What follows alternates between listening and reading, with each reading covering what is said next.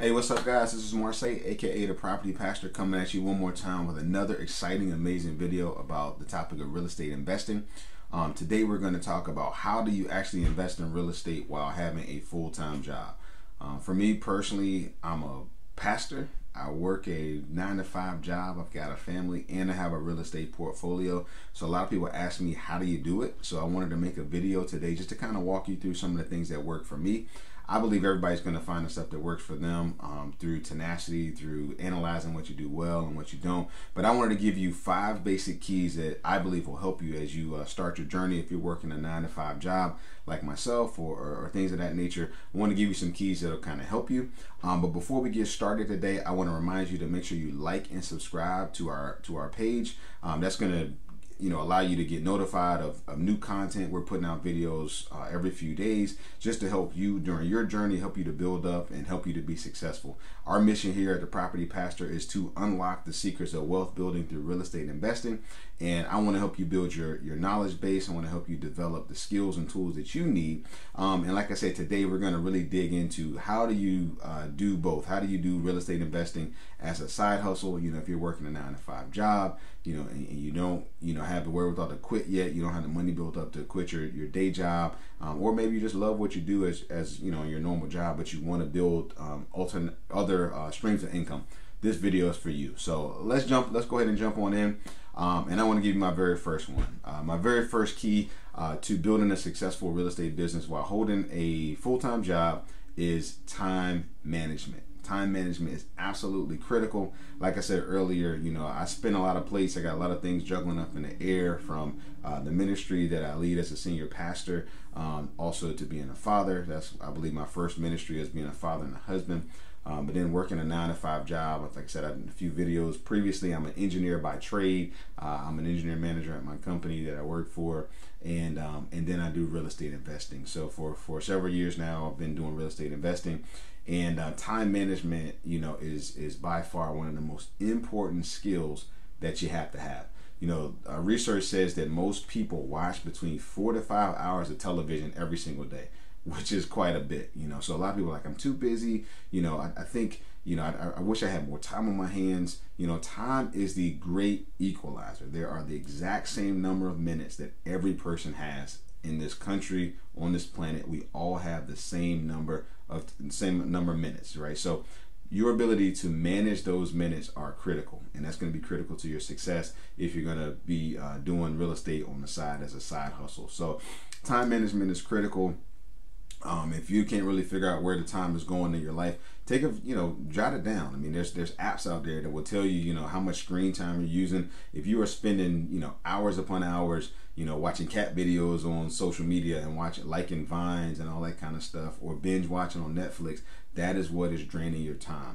There is a famous principle called a Pareto principle, which basically kind of digs into, 10 to 20% of the activities that you do give you 80 to 90% of your return, right? So, but we spend more time on the larger portion that doesn't really give us much benefit. So what does that mean, right? So 10 to 20% of the activities that you do will generate the best income. They'll generate the most effectiveness. If it's reading a book, if it's going to a course, if it's sitting with a mentor, that doesn't take a lot of time, but it generates great outcome for you. It generates great returns. So time management is absolutely critical. If you're going out every single weekend to the club, to party, that's time you could be reading. That's time you could be looking up deals. That's time you could be visiting properties. That's time you could be building up your business. So I think getting to that place of recognizing the how do you manage time, because you don't really have it. You have to make time for the stuff that's important. So getting to that place of, okay, I'm going to have a schedule, and I'm going to actually plan out my evening and not just, come home from work, fall out on the couch, watch a game, play video games, whatever that might be. That's going to just suck up your time, right? So time management, I think, is absolutely critical if you're going to do real estate as a side hustle. Next thing, though, when you're really into it, the nuts and bolts of this, right? I think that building systems are critical. What do I mean by systems? I'm talking about utilizing technology. I use technology to do all of my accounting for me.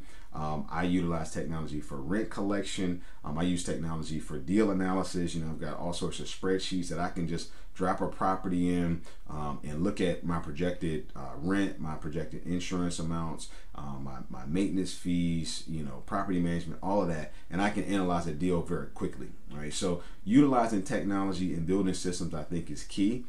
For me personally, I'm a big systems person, and things like collecting rent. I don't go out and knock on doors and collect rent. I have a whole system by which people either do it electronically or we have an envelope system where they just basically mail their money in, but we don't go and we don't chase checks basically. So I think systems are really important, in having systems of, forms for maintenance requests, systems of, how do you do an eviction?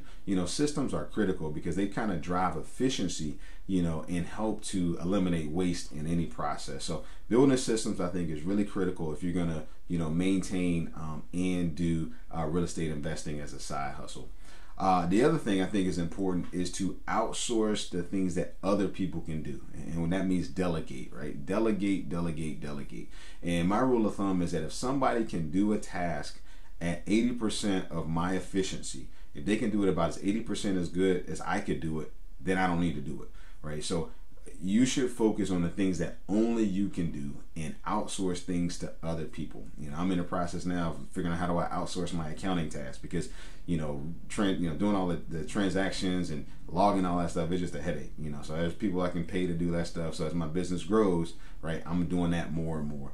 But outsource, right? And I think property management is critical to outsource.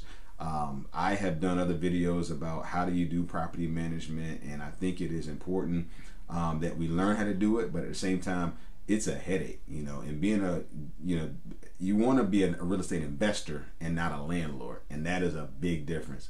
The landlord is getting the calls about, I got a leaky faucet. The landlord is getting the calls and the sob stories, right? The property manager, their job and responsibility is to take those calls, to deal with the tenant headaches, deal with the drama between the person living upstairs and the person living downstairs.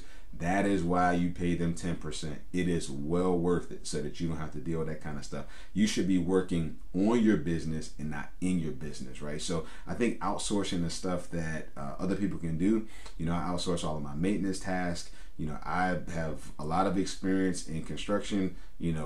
I can do most of the tasks that need to be done in the house, but the time I'm spending working on that house, trying to fix it, I may be thinking that I'm saving myself some money, but I'm costing myself time, right? And you have to look at it from the standpoint of, should I outsource something? And if, for me, it's about what your hourly wage is. So if I can, have my handyman do a task that's, basically I'm paying him $25 an hour, $10 an hour, would I pay myself that? Now if he's charging me, $500 an hour or whatever that is, that might change the story a little bit, but if I'm looking at, a task that's going to take me a whole day to do, I got to take off work, and it's going to eat up all of my time, and then I'm going to be frustrated with it and all that kind of stuff, I might as well just pay my handyman. So I let my property manager coordinate maintenance activities, because yes, I can do those things, but other people can do them 80% or better to what my capability is. So like I said, outsource everything that you possibly can to reserve your energy and your time and your focus to building a business and not working into it. So really outsource as much as you can. Next thing, build a team, right? Build a team. And what do I mean by having a team, right? One thing about real estate investing is that if you're going to grow a portfolio, you will acquire a house, you'll get that house stable, that house will start generating income, but you have to be working on the next deal, right? So at any given time, the cycle for real estate investing, right, is going to go through, finding a deal, getting that deal purchased through the offer process, through the due diligence phase, through all of the legalities, the closings, all that kind of stuff, and actually getting it purchased. And then you got to go, if you're going to do rehab, that's a whole nother phase that has to be done, a pretty extensive one. And then you get to the phase of just renting it back out, and it just kind of starts all over again. But what I have found is the more of that stuff I did on my own, I was kind of in my own way. and it was like just starting all over. It's kind of like a train, like a locomotive. It took a long time to get momentum built up. So what I've started doing over time is I've got people who are all, they know my criteria. Like for example, I have a real estate agent that's always looking for stuff, and I have, you know, I get alerts and notifications, and I just say, hey, what about this one? You know, I have wholesalers I work with. They know my buy criteria, so they're always out there looking for deals that Marseille wants. You know, I've got people on my team like attorneys, you know, and granted, these people don't work directly for me, but they're a part of my team. So if I need to go and form a new LLC, I've got, you know, attorney contacts. If I'm looking for, you know, different things in a certain area, or I need a certain skill set like HVAC or plumbing, right? You got to have the team built up through networking and through working with people, through talking to other investors, you know, so building that team to have all you need is really critical to be able to succeed and to be able to kind of do real estate and hold your normal job, because you're just not going to have the bandwidth. You're going to burn out really quickly by not having those people in place, and your business will be kind of stifled as a result. So I think you need a great real estate agent, you need a good attorney, you need a good CPA, you got to have a good property manager, and you need really good contractors, right? You need good contractors on your team, and there's a host of other people that you also need as well. Insurance agent is another one. So having, you know, all those things in place really will help you to succeed as an investor. But the last thing, and maybe one of the most important, is develop clarity. Develop clarity. I cannot stress how important it is that you have clarity in terms of your goals, clarity in terms of your criteria, but also clarity in terms of your why. You know, why do you want to be in real estate investing? Do you just want to, you know, make a check? You know, because the thing about it is people play the lotto because they want a check. But you got to understand that there's got to be an end game. There's a reason behind why you do it. And the reason you need to be clear on your why is so that when you are tired, when you have frustrating times come up, we have all these things that come your way, how do you push through?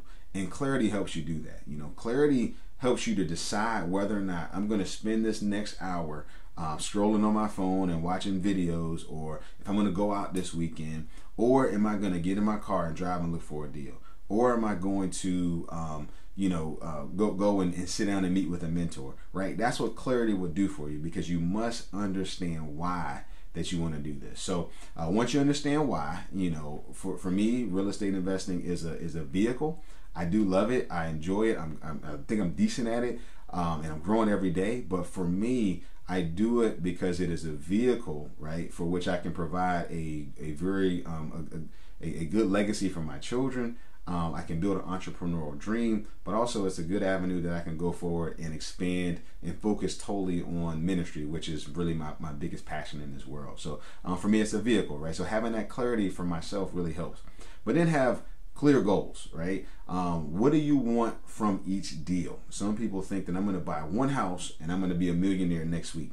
That's not clarity. That's a pipe dream, right? Because the thing about it is, you know, real estate investing is a marathon. It is not a sprint. You know, if you watch an infomercial on TV and they're going to tell you, do this, buy my tapes and videos, and I'll, you know, whatever. Next week you'll be a millionaire. Here's, you know, come spend more money. That's not true. You know, the thing about it is a marathon. It has to be built over time. So you have to develop clear goals and criteria. So for me, I know how much I want to make on every single deal, and I know how many deals it's going to take to get me to financial freedom. So I set goals. I review them every day. I write them down. But then on top of it, it's not enough just to have those goals and write them down. They've got to be broken down into smaller goals, into subsets. Basically, what are the 5 things I need to do to achieve this goal? What things do I need to do to get this deal done? What things do I need to do to get this house rented out or to get this unit rehabbed, right? All of those things are critical. So clarity. I cannot stress that enough for you and enough to you, because having clarity really helps you to decide what to spend time on, and it also helps you to decide what to not waste your time with. So look, those are 5 things that I know will help you, in your quest. If you're going to do real estate investing and keep your normal day job, you know, these are great tools that are going to help you succeed, help you to juggle, but also help you to maintain sanity. You know, with all the stuff that I have going on in life, I still have a really good work-life balance. I still spend tremendous time with my family, real estate investing, because of systems, because of time management, because of outsourcing, right? It is a blessing to me.